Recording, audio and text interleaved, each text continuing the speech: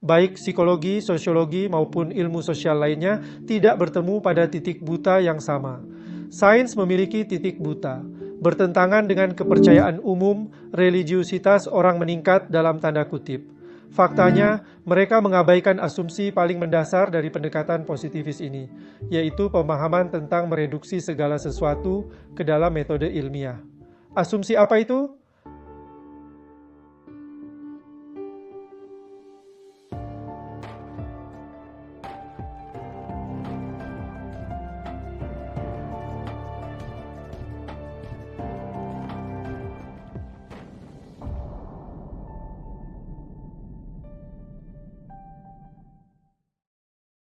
Halo semuanya dari Sekolah Istanbul. Pemirsa yang budiman, hari ini kita akan berbicara tentang masa depan agama. Tamu kita adalah Dr. Yasin Ramadan.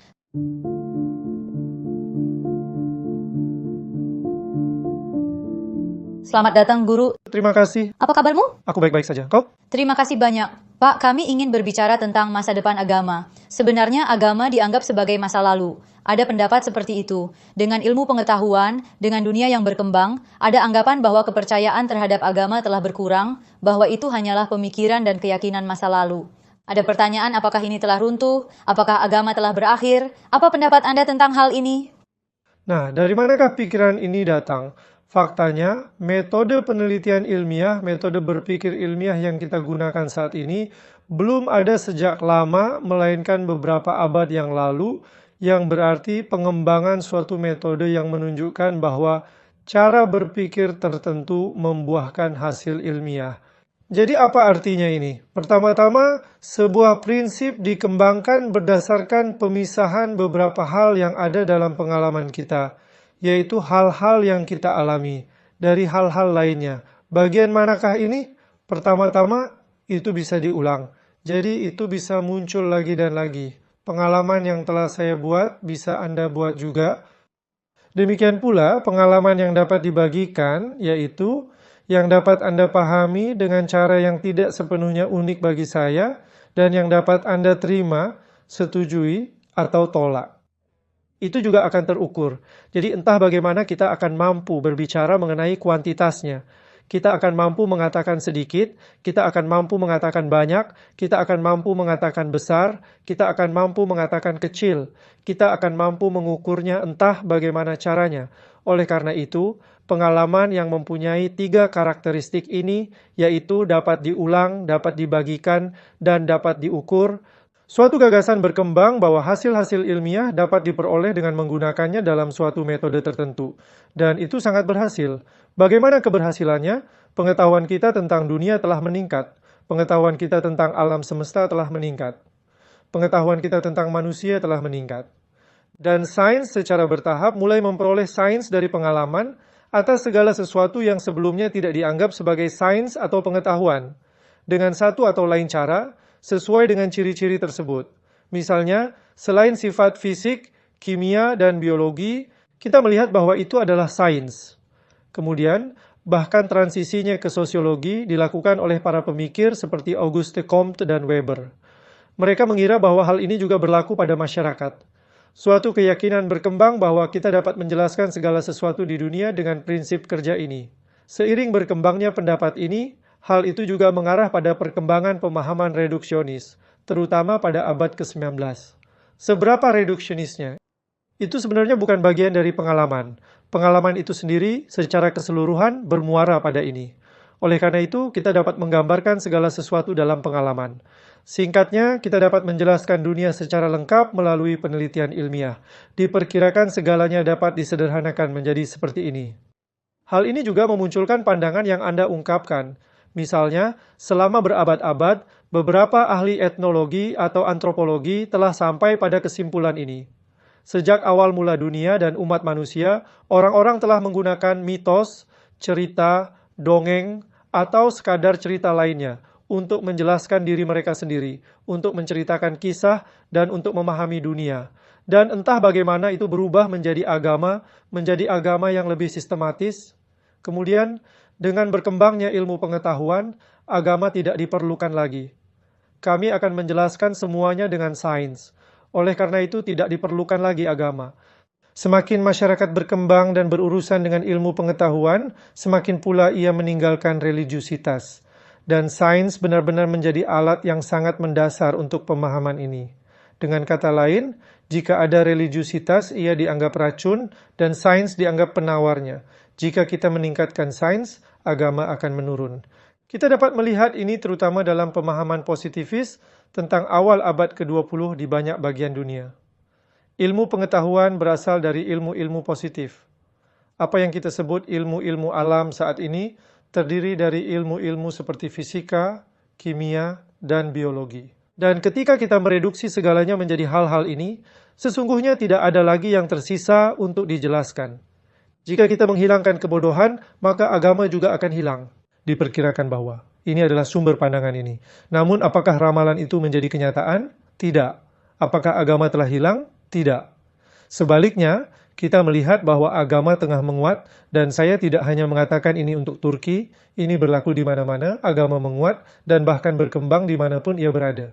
Jadi ada perubahan, ada transformasi mengenai agama, tetapi agama tidak pergi kemanapun. Karena mereka sebenarnya mengabaikan asumsi paling mendasar dari pendekatan positivis ini, yaitu pemahaman tentang mereduksi segala sesuatu ke dalam metode ilmiah. Asumsi apa itu? Seperti yang saya katakan, bagian pengalaman yang dapat dibagikan, itu adalah bagian pengalaman yang terukur dan dapat diulang. Namun pengalaman kami tidak terbatas pada ini. Dengan kata lain, manusia adalah suatu kesatuan yang utuh.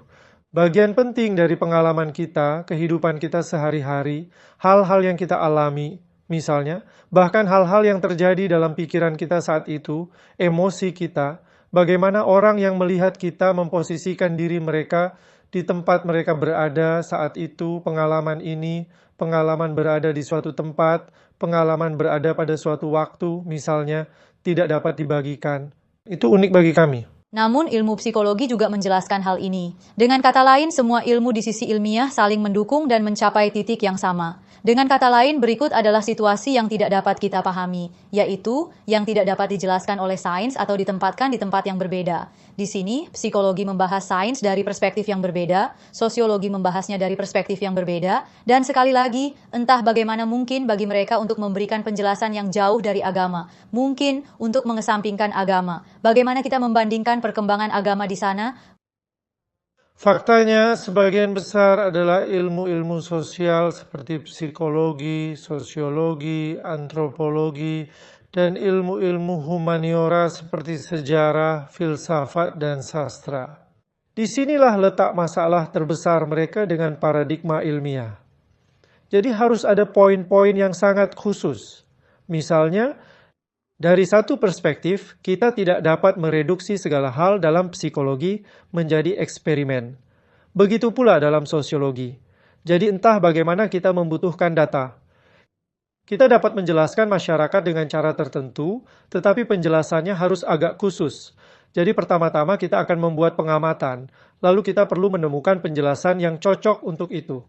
Setelah membuat penjelasan, mulai mengumpulkan data selalu dapat mendorong kita untuk menemukan hal-hal yang mendukung penjelasan tersebut. Jadi begini, ini bukan psikologi atau sosiologi. Ilmu-ilmu sosial lainnya juga tidak menemui titik buta yang sama. Sains memiliki titik buta. Titik buta ini merupakan pengalaman subjektif manusia. Apa yang kita sebut pengalaman subjektif manusia adalah unik. Bahkan jika cara kita masing-masing memandang dunia, bagaimana perasaan kita terhadapnya, dan bagaimana kita mengkonseptualisasikannya kurang lebih sama. Dan keunikan ini sebenarnya dikesampingkan pada awal paradigma ilmiah, yaitu pada saat munculnya metode ini, agar bisa menggunakan suatu metode. Namun, hanya karena hal itu dikesampingkan bukan berarti hal itu tidak penting, melainkan dipertimbangkan. Pikiran yang tercerahkan mengembangkan ideologi yang mengatakan bahwa jika kita berjalan dengan ini, kita dapat memecahkan masalah kemanusiaan. Dan dalam apa yang dipaksakan oleh pikiran ini bersama dengan positivisme, sains menjadi sebuah fungsi. Jadi, katakanlah itu menjadi berguna. Namun hal itu tidak terjadi. Pengalaman hidup kita sehari-hari, misalnya pengalaman artistik kita, misalnya pengalaman moral kita, misalnya pengalaman keagamaan kita, masih berada dalam titik buta itu. Jadi ada hal-hal yang tidak pernah kita bagi satu sama lain. Mungkin ada hal-hal yang tidak dapat kita bagikan. Kita mempunyai perasaan dan pikiran yang tidak dapat kita ungkapkan, atau kita tidak tahu bagaimana pengaruhnya jika diungkapkan. Sekarang kita tidak dapat mengesampingkan hal ini karena tidak ilmiah. Kita bisa membicarakan ini, misalnya lagu daerah dinyanyikan, ada hal yang diungkapkan dalam lagu. Misalnya kita dapat meneliti lagu-lagu ini secara ilmiah, atau katakanlah kita dapat memperkirakan kondisi psikologis seseorang dengan mengukur gelombang otaknya, tetapi kita tetap dapat mengukur apa yang kita ukur. Maksud saya, ada pengukuran, ada grafik di layar, beberapa neuron aktif di sana, DST-nya, tetapi ini bukan pengalaman subjektif, yang masih menjadi pengalaman saya sendiri. Saya dapat melihat dunia dengan cara yang tidak dilihat dari sudut pandang orang lain. Seperti yang saya katakan, ini mungkin tampak mirip satu sama lain, namun keduanya tidak dapat dipisahkan satu sama lain. Jadi sekarang izinkan saya memikirkannya dengan cara ini. Jika saya bangkit dari sini dan pergi, dalam hitungan detik, orang lain akan duduk di sini dan melanjutkan pembicaraan saya. Anda melihat, jadi kita lanjutkan pembicaraan yang sama. Kamu tanya namanya, dia bilang namanya Yasin, tapi itu orang lain. Sekarang orang yang duduk di sini bukan saya. Ya, dia bisa memenuhi fungsiku, tapi dia tidak bisa menjadi orang yang sama denganku. Tidak mungkin bagi kita untuk melihat perspektif subjektif ini dalam sains. Secara teknis, itu tidak memungkinkan. Maksudku, karena kita tidak bisa mengulanginya. Kita juga tidak dapat mengulang pengalaman subjektif kita sendiri. Misalnya, pikirkan Fatma Hanum 5 tahun lalu. Bisakah Anda merasa seperti dia sekarang jika Anda mau? Tidak memungkinkan. Itu tidak mungkin, tetapi perasaan itu nyata dan merupakan bagian besar dari pengalaman kami. Demikian pula halnya saat ini. Saat ini, apa yang kita rasakan, misalnya persepsi estetika kita, dan bahkan persepsi moral kita, masih berada di luar sains. Demikian pula, agama tidak berada dalam batas-batas sains yang telah kita sebutkan. Penilaian, keyakinan. Misalnya, mengapa dunia ini ada dan bukannya tidak ada? Atau mengapa dunia ini ada dengan cara ini dan bukan dengan cara yang lain? Apakah Tuhan itu penyayang? Apakah ada kehidupan setelah kematian? Apakah jiwa kita kekal? Atau apakah jiwa kita berevolusi? Hanya karena pertanyaan-pertanyaan seperti ini tidak dapat dijawab secara ilmiah, bukan berarti pertanyaan-pertanyaan tersebut tidak dapat dijawab sama sekali. Disinilah agama berperan. Karena kebutuhan manusia tidak pernah berhenti. Pertanyaan-pertanyaan orang tidak pergi kemana-mana. Ya, ketika kita melakukan percobaan, kita semua dapat mengenali bagian-bagian atom dengan cara yang sama. Ketika kita pergi ke laboratorium, kita dapat melakukan eksperimen yang dapat mencapai hasil yang sangat mirip. Namun, di luar pengalaman-pengalaman ini, kita memiliki persepsi tentang realitas. Kita memiliki perasaan di luar pengalaman-pengalaman ini. Dan bagian penting dari hal itu adalah persepsi agama dan keyakinan agama kita. Sekarang, ketika kita melihat dari sini, sepertinya agama tidak pernah berakhir, Tuan. Agama terus berkembang dan berubah. Kelihatannya seperti makhluk hidup. Namun, persepsi kita atau apa yang terlihat secara sosial adalah bahwa agama datang ke suatu tempat pada waktu tertentu dengan kitab suci tertentu dan berakhir, dia tinggal di sana. Tetap seperti apa adanya pada saat itu. Namun, bila kita melihatnya dari sudut pandang ini, bila kita bandingkan dengan ilmu pengetahuan atau kehidupan dan hal-hal lainnya, kita melihat bahwa ia selalu dalam kondisi berkembang, kondisi berubah, terus berkembang dengan cara yang memenuhi kebutuhan manusia. Ini adalah poin yang sangat penting karena persepsi kita tentang agama, bagaimana kita menjalani dan memahami agama sedang berubah. Karena persepsi dunia terhadap orang-orang yang mengalaminya berubah. Dengan kata lain, hanya karena agama berasal dari sumber absolut tidak berarti persepsi keagamaan kita tidak boleh berubah. Karena kondisi manusia sedang berubah. Kita semua berubah. Sebagai makhluk yang bergantung pada lingkungan dan keadaan, kita melihat perubahan dalam persepsi keagamaan kita. Misalnya, salah satu perubahan penting adalah ini. Bagi mereka yang beranggapan bahwa agama akan berakhir seiring dengan berkembangnya ilmu pengetahuan, bahwa agama tidak lagi dibutuhkan, dan agama akan berakhir, sebenarnya agama sebagian besar. Ia dijalani sebagai agama yang berfokus pada masyarakat dan komunitas. Namun, persepsi agama saat ini lebih berorientasi pada individu di hampir semua agama. Agama yang berfokus pada individu adalah tentang menemukan makna diri sendiri, mengajukan pertanyaan sendiri, dan menjalin kontak dengan yang absolut dan sakral melalui upaya sendiri. Ini sebenarnya menunjukkan hal ini. Dengan kata lain, agama sebagaimana mereka pahami mungkin tidak hadir di ruang publik saat ini. Jadi mungkin tidak ada teokrasi kecuali beberapa negara bagian. Atau komunitas keagamaan mungkin memiliki gaya hidup sekuler. Namun ini tidak berarti bahwa agama akan hilang. Agama dalam berbagai bentuknya masih membuat orang bertanya-tanya. Itu menunjukkan bahwa itu menjawab atau memberi mereka jalan hidup. Namun kita melihat pemahaman keagamaan yang lebih berfokus pada individu. Hal ini tampaknya merupakan sesuatu yang sebenarnya terasa jauh lebih baik bagi umat manusia. Dengan kata lain, ketika kita melihat pemahaman agama yang dimiliki oleh masyarakat, orang terkadang merasa berbeda dengan masyarakatnya sendiri, merasa tersisih, atau merasa tidak menjadi bagian dari agama tersebut. Tapi keunikannya di situ, kata Anda, sepertinya situasi itu akan meningkatkan komitmen individu terhadap agama ketika dia merasa menjadi bagian dari dirinya sendiri, menyatu dengan dirinya sendiri. Ya, dan saya pikir jumlahnya terus meningkat. Dengan kata lain, bertentangan dengan kepercayaan umum, kereligiusan orang meningkat dalam tanda kutip. Apa maksud saya? Dengan kata lain, identitas menjadi lebih cair. Ini adalah hasil dari modernitas. Postmodernisme telah membuat identitas lebih cair. Oleh sebab itu, kita tidak merasa ada kesulitan dalam mengemban kepercayaan kelompok tempat kita dilahirkan. Kita tidak mengemban kepercayaan itu, kita dapat meninggalkannya. Itulah sebabnya, ketika kita membuat pilihan atau menjalani hidup, kita berpikir bahwa meskipun kita menjalankan agama suatu komunitas, kita sendirilah yang harus memilih atau menginginkan komunitas itu. Maksud saya misalnya, ada banyak kasus perpindahan agama dalam kelompok sepanjang sejarah. Dengan kata lain, suku ini dan itu, negara ini dan itu berpindah agama secara massal. Karena pemahaman agama itu berorientasi pada komunitas dan masyarakat. Akan tetapi saat ini, karena pemahaman agama yang berfokus pada individu sudah lebih berkembang, kita misalnya, secara individu berpindah agama atau berfokus pada agama secara individu, menjadi religius atau meninggalkan agama.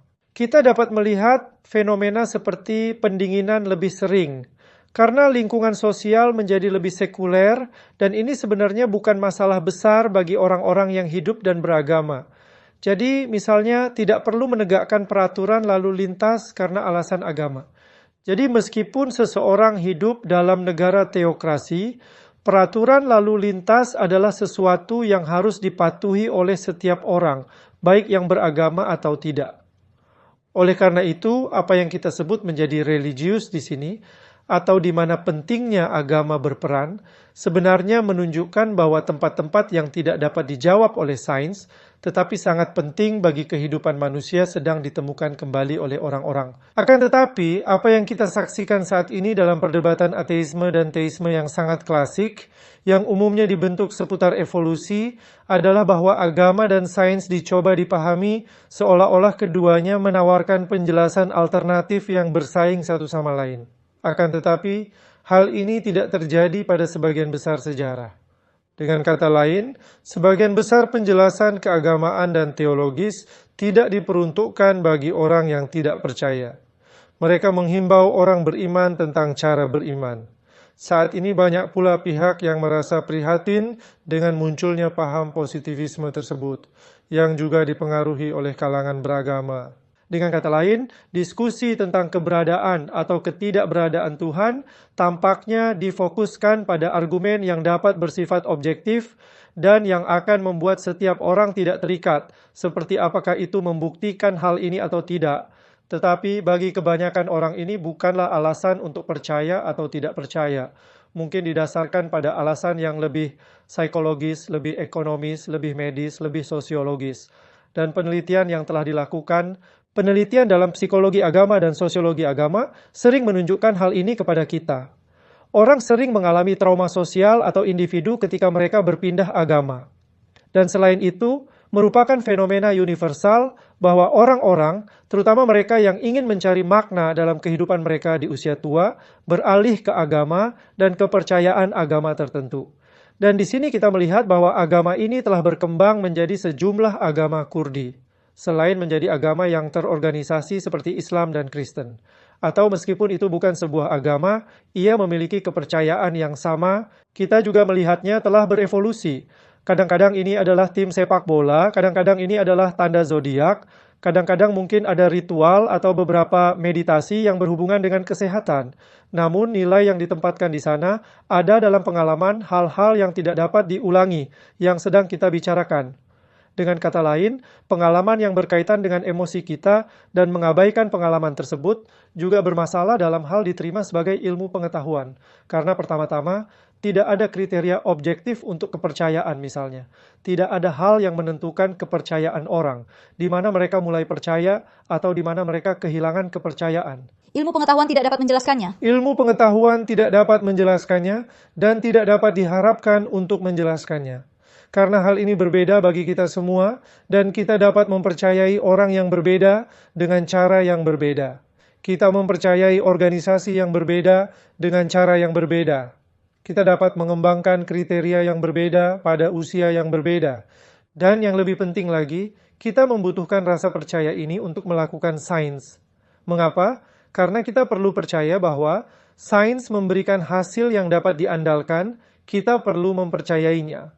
Namun, dari mana kepercayaan ini akan datang? Kepercayaan ini sendiri tidak bersifat ilmiah. Oleh karena itu, kita perlu mempercayai pengalaman kita sehari-hari agar kita dapat melakukan sains. Namun, kita juga perlu menyadari luasnya kerangka kerja yang memungkinkan penelitian ilmiah. Dalam kerangka kerja ini, misalnya, mencakup hal-hal seperti kesepian manusia, atau komunikasi manusia dengan Sang Pencipta, atau berpikir tentang akhirat dan mengembangkan kehidupan moral, menjalani kehidupan yang bermoral. Dan kita semua memikirkan hal-hal ini. Inilah cara kita membentuk hidup kita. Ini bukanlah sesuatu yang dapat kita cegah atau kita konsumsi dengan ilmu pengetahuan. Faktanya, kebutuhan kita untuk percaya pada sains ini tampaknya membutuhkan motivasi lain, karena kita tidak memperolehnya dari sains. Namun ada juga pandangan bahwa semakin kuat kepercayaan ini, semakin dekat kita dengan sains, semakin jauh kita menjauh dari agama. Dengan kata lain, kita sangat percaya pada sains dan sangat terikat padanya. Kami mencoba menjelaskan segala sesuatunya dengan sains. Dan apakah itu mengasingkan kita dari agama? Hal ini dapat menimbulkan kecemasan atau bahkan menjauhkan orang dari agama. Namun kita sebenarnya tidak mendapatkan kepercayaan dari sains. Ini tampaknya seperti situasi yang sangat kontradiktif. Jadi kita perlu memikirkan hal ini. Ya, kami pikir saat orang semakin dekat dengan sains atau terbiasa dengan pemikiran ilmiah, mereka akan menjauh dari pemikiran dan kepercayaan agama, tetapi mungkin itu bisa terjadi pada periode tertentu. Jadi ini normal. Sebab pikirkanlah seperti ini, jika Anda mengikuti ujian sejarah, pada saat Anda sedang belajar keras untuk matematika, Anda mungkin akan mendapatkan kesalahan. Tetapi manusia bukanlah makhluk yang dapat meneruskan hidupnya dengan terus-menerus berpikir ilmiah. Jadi pemikiran ilmiah ini sudah merupakan prinsip yang ditetapkan di awal kerangka kerja ini. Pandangan kita terhadap hidup seharusnya juga mencakup pengalaman-pengalaman yang mungkin unik bagi kita dan tidak dapat dialami orang lain. Kita perlu menerimanya juga. Sebenarnya, aku tidak seharusnya merasakan perasaan ini. Misalnya, secara ilmiah, saya seharusnya tidak merasakan hal ini. Jadi Anda merasa tidak ada hal seperti itu. Ini adalah sesuatu yang datang dari dalam diri kita. Atau aku, secara moral, saya seharusnya melakukannya dengan cara ini, bukan A, tetapi B. Tidak ada yang ilmiah tentang hal ini, tetapi jika moralitas adalah hukum dalam diri kita, kita bertindak dalam kerangkanya. Kami bertindak sesuai dengan itu. Dan sebenarnya tidak banyak ilmuwan di dunia yang tidak beriman. Misalnya, sekularisasi sedang meningkat di masyarakat. Karena sekularisasi negara khususnya telah memberi orang kesempatan seperti itu. Tetapi kita tidak punya data yang menunjukkan bahwa ilmuwan mulai menjauh dari agama seiring mereka melakukan lebih banyak penelitian ilmiah. Sebaliknya, ketika orang memahami hubungan antara keyakinan mereka dan apa yang mereka lakukan, dengan kata lain, saat mereka menyadari bahwa keduanya bukan sekadar saingan dalam keyakinan yang setara dan berharga, kita melihat bahwa mereka memiliki pengalaman yang jauh lebih holistik. Inilah tujuan kami sebenarnya. Dengan kata lain, manusia adalah suatu kesatuan yang utuh. Kalau kamu menggeluti bidang sains, kamu akan mengikuti metode itu selama kamu menggeluti sains. Namun kami tidak terbatas pada metode ini. Baiklah guru, terima kasih banyak. Jika Anda mau, mari kita tutup masalah ini dengan 1 atau 2 kalimat. Kami berbicara tentang religiusitas, sekularisme, dan hubungan antara agama dan sains. Anda sebenarnya membicarakannya dengan cara yang sangat komprehensif. Anda telah membangun hubungan yang indah. Jika Anda harus menutup dengan 1 atau 2 kalimat, apa yang ingin Anda katakan? Dengan kata lain, gagasan bahwa sains pada hakikatnya bertentangan dengan agama adalah gagasan sekuler. Dan sebetulnya yang kita anggap sebagai oposisi di sini adalah pemikiran keagamaan dan sekularisme. Dan menggunakan ilmu pengetahuan dengan cara ini atas nama sekularisme justru merugikan ilmu pengetahuan sejak awal. Hal ini pada hakikatnya tidak bertentangan dengan ilmu pengetahuan atau pemikiran ilmiah. Lagi pula, itu bukanlah sesuatu yang bisa ditinggalkan. Oleh karena itu, perlu dicari metode yang dapat memberikan keseimbangan ini. Kita perlu mencari cara berpikir. Mari kita terus mencari, saya harap kita menemukannya. Bahkan jika kami tidak menemukannya, kami berharap pencarian ini akan terus berlanjut. Terima kasih banyak atas komentar-komentar Anda yang berharga. Pemirsa yang budiman, hari ini kita telah berbicara tentang hubungan antara sains, sekularisme, dan agama. Sampai jumpa di episode berikutnya. Sampai jumpa.